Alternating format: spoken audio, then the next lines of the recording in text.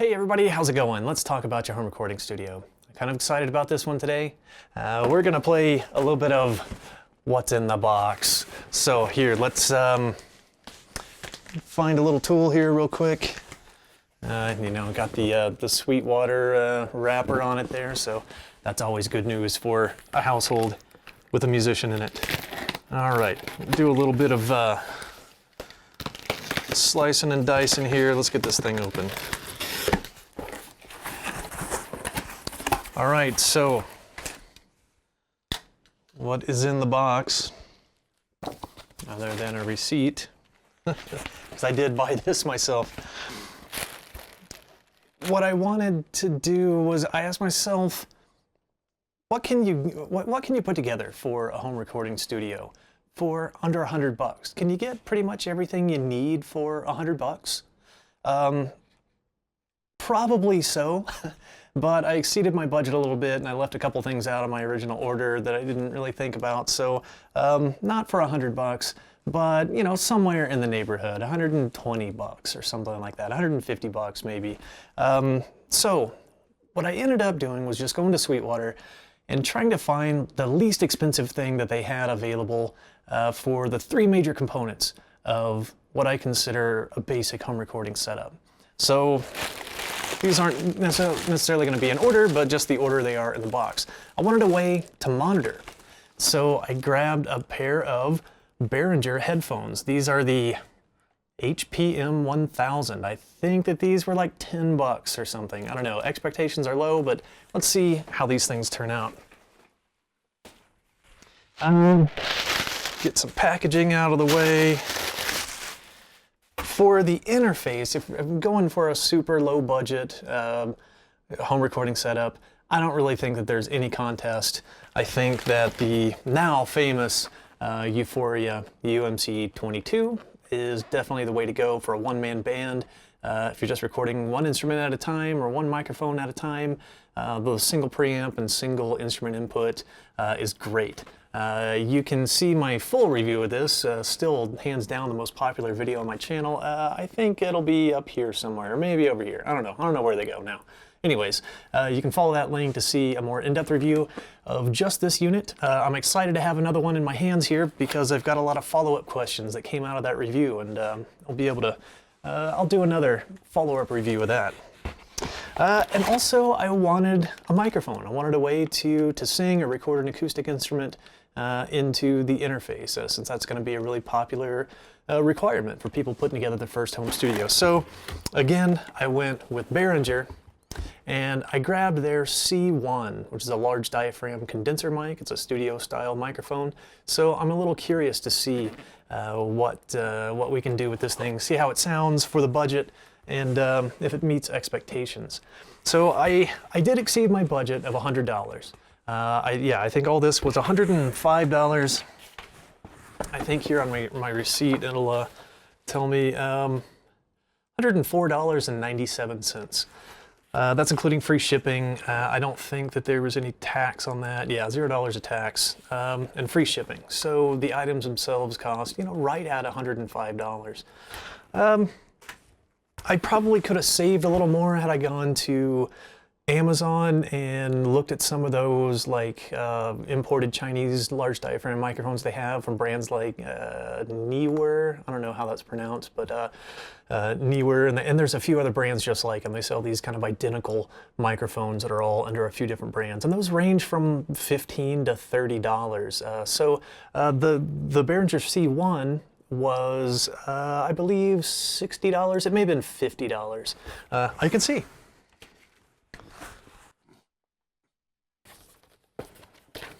Yeah, here, let's take a look at the old receipt. So the audio interface was $40, the condenser mic was $50, and the headphones were $15. So that's kind of the breakdown of what these actually cost me. And these are US dollars. Sweetwater's an American music retail company out of Indiana. And also they always send candy with their orders. My wife likes that. It's a little consolation. And then we got a big old fat, thick, couple 100-page gear catalog from them. All right, so let's get this stuff out of the boxes and let's get it all hooked up and see how it works together. All right, first things first, a couple of notes. So a couple of things that I did leave out. So I mentioned I'd kind of had a couple of oversights. So in addition to a microphone, an audio interface, and some way to monitor, you're going to need a couple of accessories. Number one is going to be a microphone stand. If you plan on using a microphone, so you're going to need a mic stand. I believe that Musician's Friend has them, things like Musician's Gear and on-stage stands. I think you can get a cheap mic stand for as cheap as maybe $15, maybe $20. So that's a little bit of an investment. Another thing you're going to need is going to be at least one XLR cable. So that's XLR male on one end, and let's see if we can get a little focus on it. I guess not. All right, one blurry XLR male on one end and one blurry XLR female on the other end. This is how you're going to connect your microphone to the preamp on the audio interface.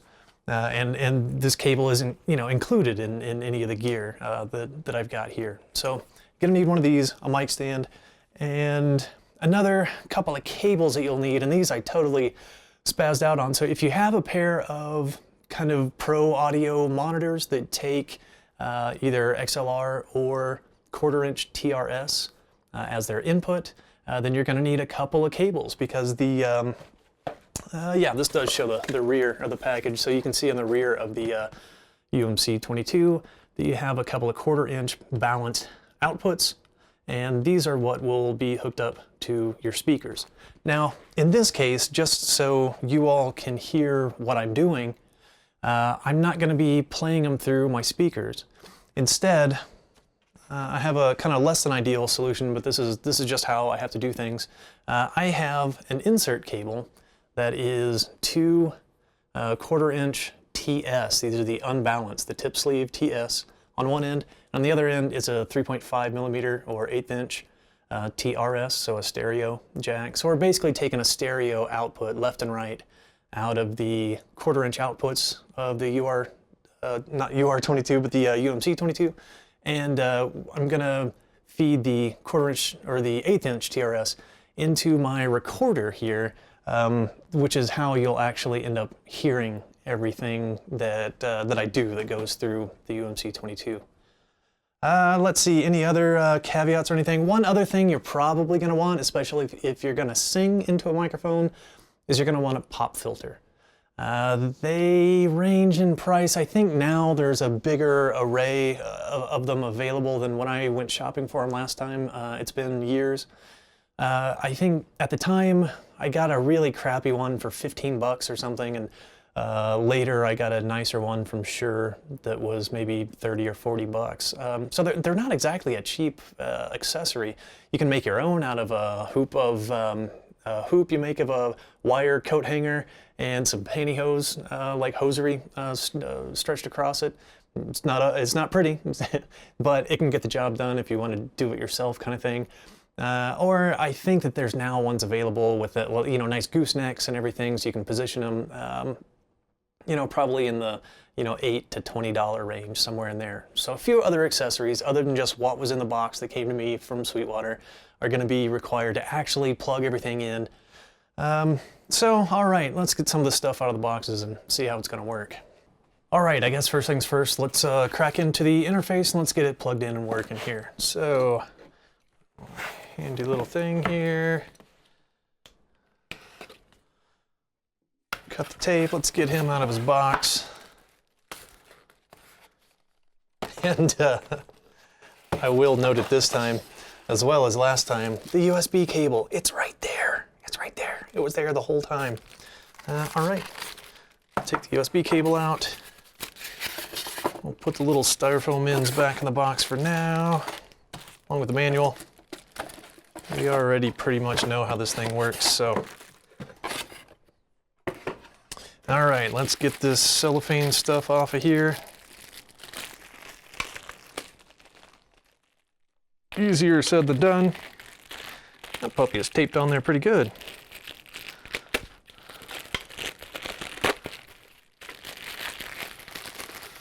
All right.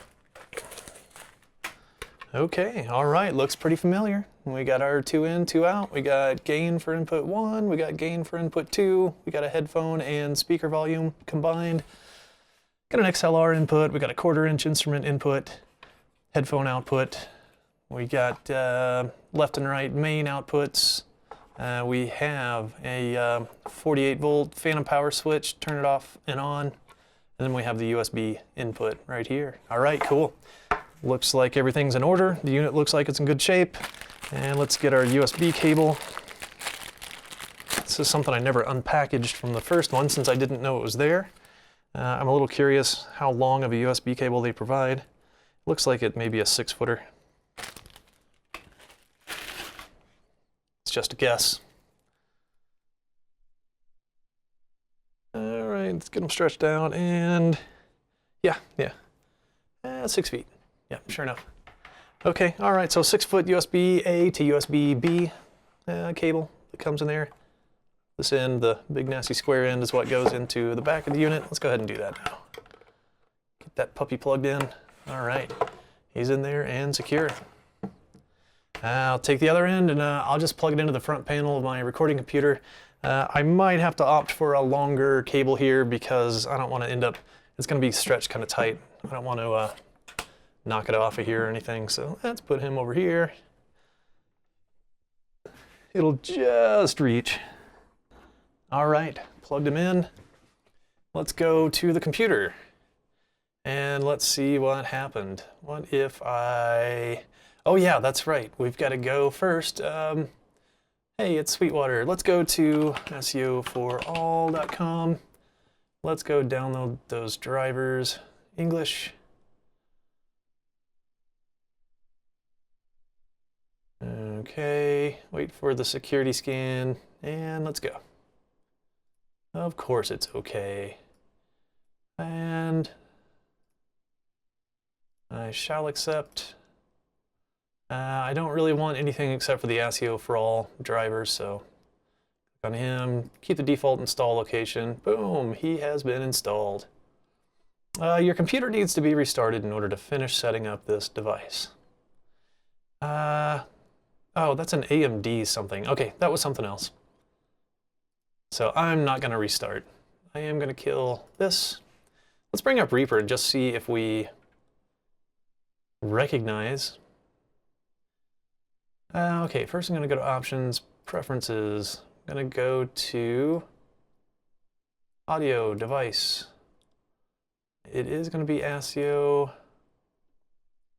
Yes, and instead of ASIO Fireface USB, I want ASIO for all. Okay. Oh, wow. All right. So what I want to do is go to ASIO configuration here because I want to get to that control panel for ASIO for all, and here he is. Because this is where I tell him which device. Since I have more than one device plugged in right now, so I'm going to uncheck my Fireface. I want to do USB audio codec. I'm going to click on that instead. All right, I'm going to leave that up. I'm going to tell Reaper OK, and I'm going to shut down Reaper. And bring it back up, and let's see if it picks up that USB audio codec instead of my other interface. This is, we go back to here. Hey, what do you know? Still using ASIO as the audio system. ASIO for all. We've got our inputs as USB audio codec, and our outputs as USB audio codec. All right, perfect. Okay, we know we have 2 inputs and 2 outputs, so let's choose codec 1 as first input, codec 2 as the second one. Same for the outputs. I have it requesting a sample rate of 64 samples. I'm not exactly sure it's going to listen to that. Yeah, sure enough, it says 64 samples. This is kind of curious. This time around, it's giving me a much higher reported latency. So this is reporting 7 milliseconds in, 7 milliseconds out. That's almost 3 times as high as it was last time. Okay, all right, well, whatever. We'll roll with it. All right, let's take a look, and let's get the headphones plugged in so we can hear what we're doing. All right, so we got our HPM 1000. Sounds impressive. The box is already kind of partially open, but let's get these out of the box. All right, so what have we got here? Just the headphones and the cable, all right. I have to admit, they look pretty sharp. They are very light, very lightweight. For $15, I wouldn't really expect something heavy duty. I don't think these are gonna survive on the road or anything, but in a nice, quiet home studio, we'll see how they do. Alrighty.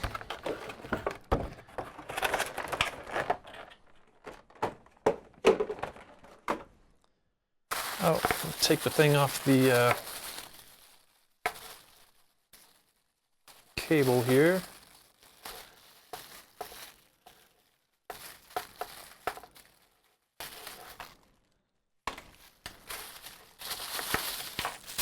All right, and one more cable tie. Oh, okay, it's got a an angle jack here for, so it's a 3.5 millimeter stereo, or TRS, with a little right angle. And it comes with the 1/4 inch TRS adapter. Screw it on there, and there you go. All right, let's undo these. All right, before I get those plugged in, first I am going to go to the rear of the unit here, if I can remember which is left and which is right. And I'm gonna go ahead and plug these in. Yeah, remember these are TS unbalanced. Ideally you want balanced connections between all of your studio equipment. Just helps reject noise, can really help alleviate some headaches from time to time. But just the way I've got things set up, I'm going to use TS so that I can get them both into a single 3.5 millimeter jack. I can carefully handle my recorder so I don't stop recording. And I can't really see what I'm doing here, can you? But I'll get that guy plugged in there. All right. And that's how you'll hear what I'm doing. Hopefully that's okay. I'm going to take some of the strain off that cord there because I know it's a little goofy and it likes to only output on one side or the other. We'll fix that if it happens. All right, now how I'm going to hear what I'm doing. I'm going to go ahead and put these guys on. Nice easy adjustment, maybe a little too easy. They'll probably feel like just under their own weight they might start to adjust themselves. Yeah. Okay, yeah, comfortable enough. Not a whole lot of padding on the ears, but enough to get a good seal around it. I can already tell not a whole lot of isolation from the room around me. I'm kind of expecting them not to provide much isolation in the other direction either, of sound leaking out of them into a microphone. That might be a problem. Let's see, all right, let's see if I can see what I'm doing. Nope, not quite. Headphones are over here, so let's get the headphones plugged right in. Boom, boom, boom. All right. Now let's give it a quick test, and let's see. I'm gonna have to turn this around towards me so I can see what I'm doing here. I'm gonna find something on the computer. Oops, that was the wrong button. I'm gonna find something on the computer and just play it. One moment. Let's just find something. Actually, I probably don't want to play, unlicensed music on here. So let's just find something old of mine and we'll play that. How about?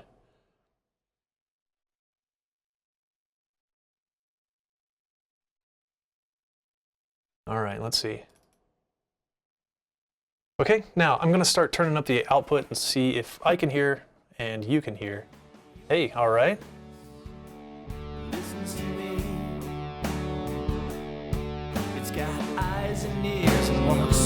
Plenty of volume. Very loud in my headphones. Exploded out of nothing. I still think there was something cursory. Okay. All right, cool. 10 billion million eyes looking. All right, I had to figure out what the stop button was on my new keyboard.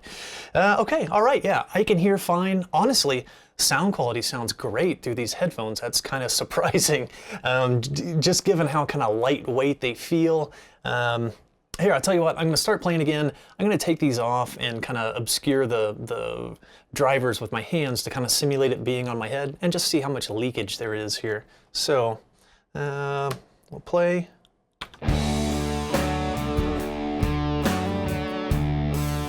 Yeah, I can tell there's going to be a fair amount of leakage out of these things.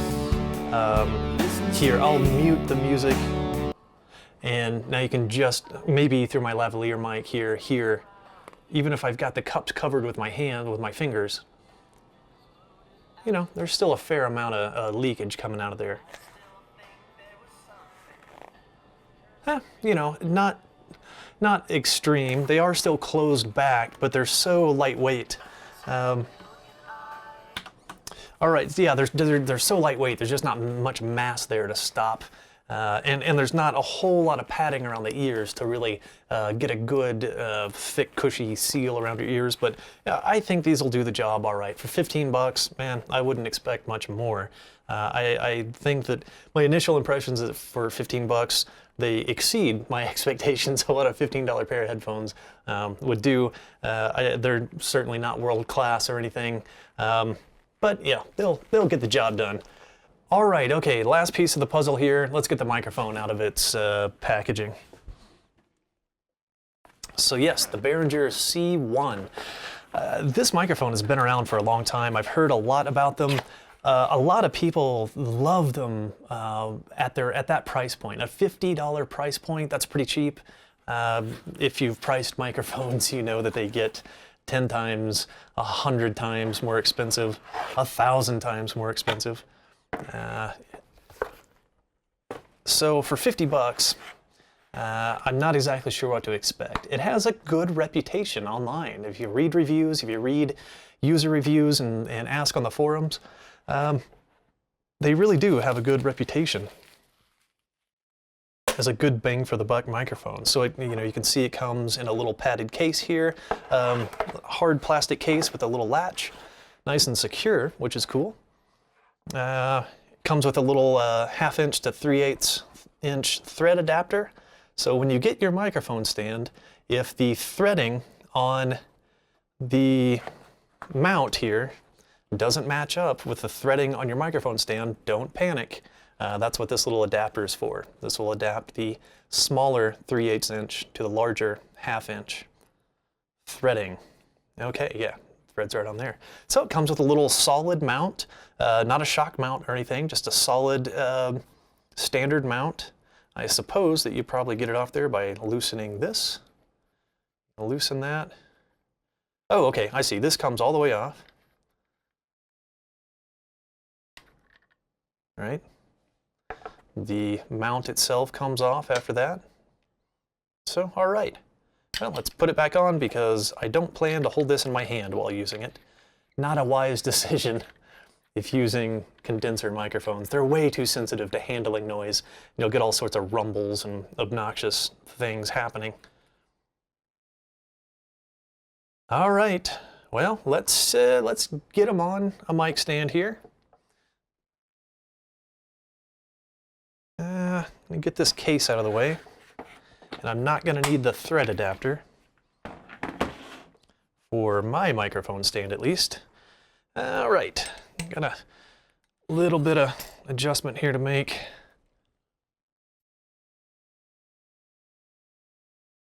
Get this in between all my other light stands and camera stands and cables and everything running around here. It's a mess over here. All right, I'll get the boom arm set where it's at least pointing somewhere near me. All right, like so. Good, good. Get this guy dropped down just a little bit to account for the height of the microphone itself. And actually, yeah, I'm going to take this back off because it's much easier to screw on the adapter here. Not adapter, the mount. Oh, don't roll away. Don't roll away on me. Where are you going? Where are you going? All right. Much easier to screw these on without a microphone in them. All right, I'll get it nice and secure. I'll orient it where the mic is actually going to be upright. I put them back in here, screw this fella on. Which way is front? I'm going to assume that that this is the front that has the C1 and the Behringer logo. The other side just has the don't throw it in the trash and what is the CE? I can't. It's something about the yeah, I don't know. I can't remember what CE means, but you see that on electronic devices, some sort of industry thing, requirement, mandate kind of thing. And you can see made in China. All right, so screw them in. Let's see if this mount can handle the weight of the microphone. It cannot. So the mic is going to sag under its own weight here. So I don't think that that's the way we're going to want to have this thing mounted in the long term. So yeah, just under its own weight, it's gonna droop. All right, what do we do about that? Well, let's have it not have to support its own weight. So let's kind of turn it sideways here. And I'll reorient my mic stand.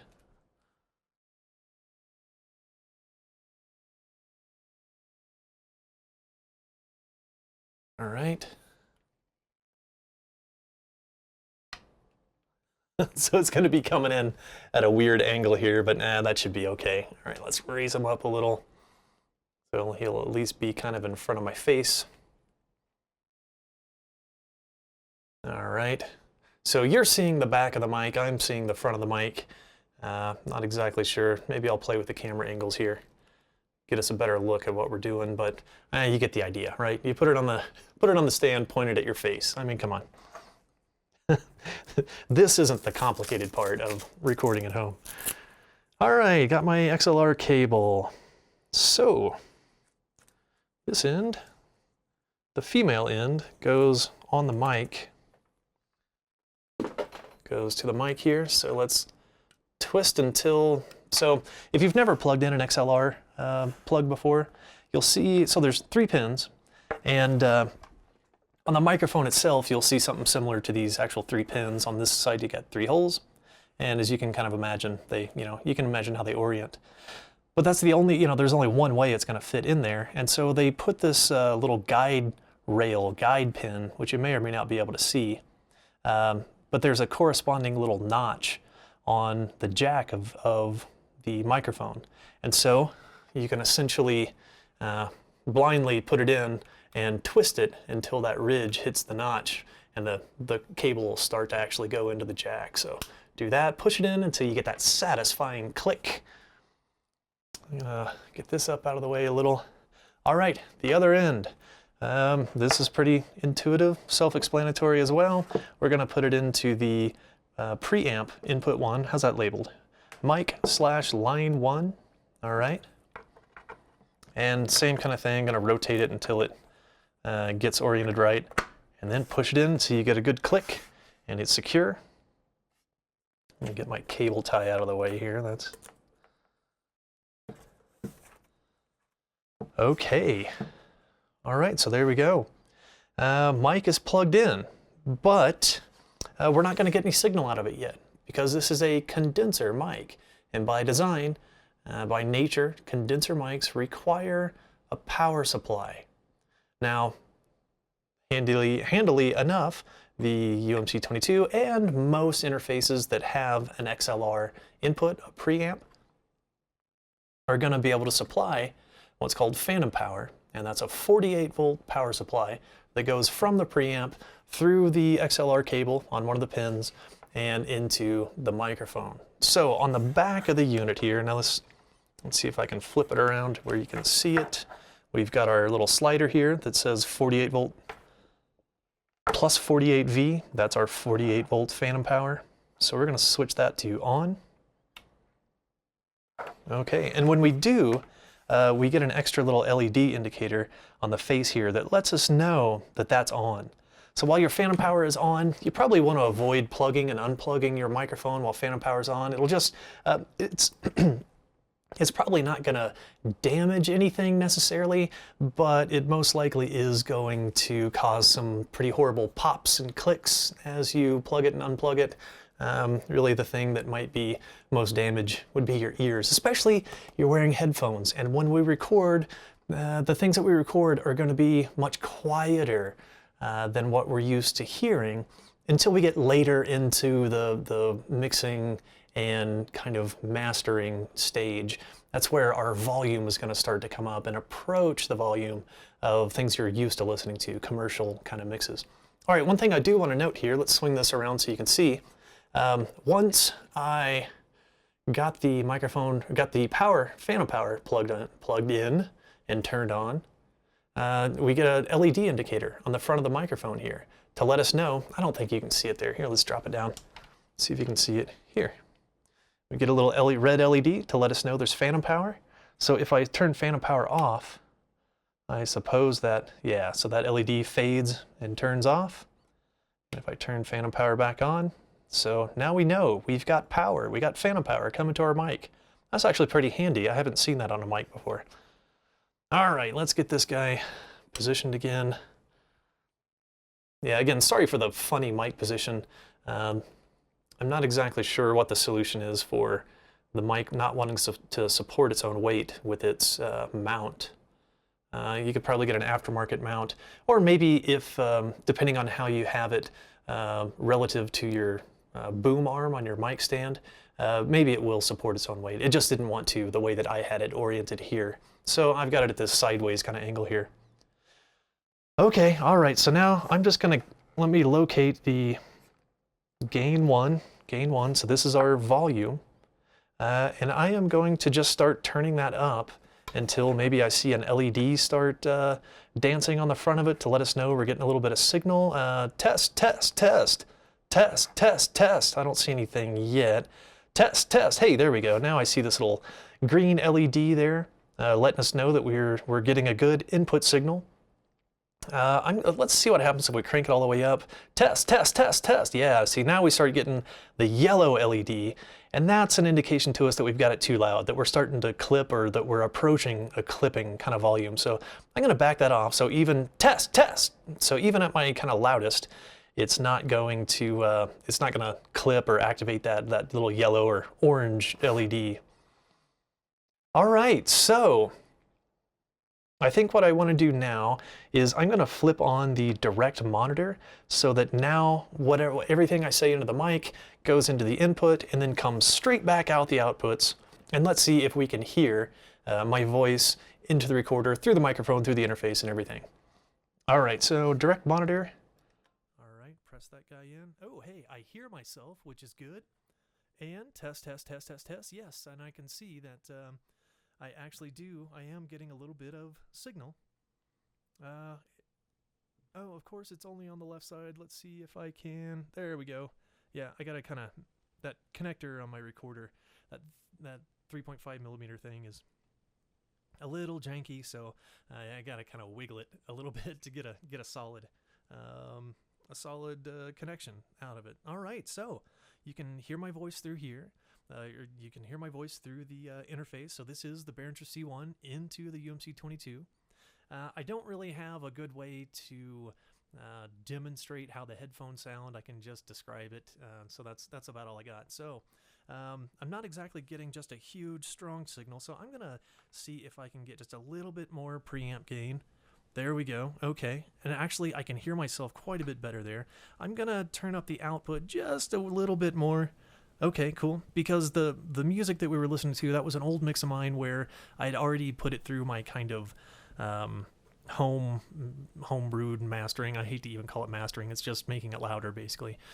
So that was, still not quite as loud as a commercial mix would be, but it's about as loud as my mixes get. It's about as loud as I can get them without destroying them. So I crank the gain up a little bit more, so if I do play something through my computer speakers, I'm going to have to remember that I've got the gain turned up louder, and so I'm not going to want to go play my favorite music and commercial mixes and everything at this volume. It's going to be too loud. I'm going to risk damaging my ears. So, okay, all right. Hey, honestly, I think all in all, everything sounds pretty good. So this is just, you watch me, take it out of the box, plug it all in, and actually getting some results here. Initial impressions are actually really good. Okay, yeah, I just realized that this camera had stopped recording. I have no idea when, so you might just have like a few minutes of me talking there at this weird angle here. But like I was saying, the initial impressions here are pretty good. Yeah, you can tell that the microphone is sensitive enough to pick up the air conditioning in the background. And that's going to be pretty common if you're using a large diaphragm condenser. They're very sensitive. I don't have a pop filter in front of this right now, and I haven't really noticed a problem. I guess I'm not like super close to the mic, and I'm not talking just directly with my mouth directly into it, so I'm not hearing a whole lot of plosives. When I do P's and B's, I'm not hearing those just that puff of air, and it just creates like a low frequency kind of not pop, but kind of like just a burst of low frequency sound. I'm not hearing that. So it does have kind of a hyped high end to it. I have a feeling like for just one vocal track, I don't think that's really going to be a problem. You can hear the consonants, the sibilants when I use S's and T's and things like that. You can hear it. It's pretty sensitive to those. That's pretty average for like a modestly priced condenser microphone. They tend to have a little bit of a hyped high end to them. For a single vocal track, that's probably not going to be so bad. If you're going to use this on multiple vocal tracks and then multiple acoustic instruments and whatever, I have a feeling that's going to get overbearing as that kind of stacks track upon track, and every track having that, I think that would kind of yield a kind of odd sounding mix. So maybe a little bit of EQ to flatten out the high end a little bit. The low end sounds pretty good to me, at least through these headphones. I can tell that it sounds like it has a pretty good solid low end to it. Yeah, I think that sounds pretty good. So yeah, this is the Behringer C1 through the Behringer UMC22. I did just hear a breath pop there, so I think I would rather use this with a pop filter in front of it, just to avoid that kind of thing. All right, so I think I'm gonna go ahead and end this video here, and in the next couple of days, when I have a little bit more time, I'll write and record a song and try to do a full project where at every opportunity possible, I'll use this microphone, I'll use the preamp and instrument input on this interface. I have a couple of things to kind of figure out about how I'm really going to pull that off with guitars, if I want to use Sims on the computer, or whether I want to use if it's too much of a cheat to use the 2-Notes Torpedo to get guitars into here, because I want to demonstrate how this unit sounds and how this microphone sounds, and those things the electric guitars and drums don't involve this microphone, and the electronic drums don't even involve the interface. They just go via USB into the computer. So I'll have to see. Maybe I can work some acoustic guitars in, some vocals, maybe several vocal tracks. I'll put a bass through here, and yeah, we'll just kind of see how a mix would sound if you just used this setup and maybe some free software, because the whole premise here is essentially $100 recording studio, even though we have admittedly exceeded that budget. But okay, all right, yeah, I think I'm gonna get off of here. I think my phone camera is telling me that it's about out of storage capacity. So this has been the $100 home studio experiment. Okay, $140 home recording studio experiment. So, I will see you again soon, and we'll do a project with these things and see how it turns out. All right, thanks.